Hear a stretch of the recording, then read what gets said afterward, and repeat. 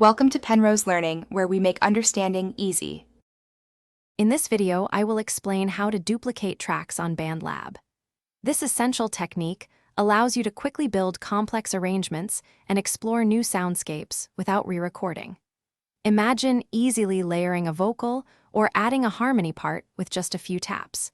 We will guide you through the one definitive method to achieve this efficiently, saving you valuable production time. First, open your desired project in the BandLab mix editor on your device. Once inside, carefully locate the specific audio or MIDI track you intend to copy. Simply tap or click on the track's header area to highlight it, ensuring it is the active selection.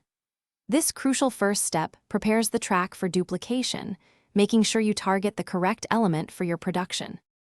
With your track now highlighted, direct your attention to its header, usually on the far left of your screen. Look for an icon that resembles 3 horizontal dots or possibly a small gear.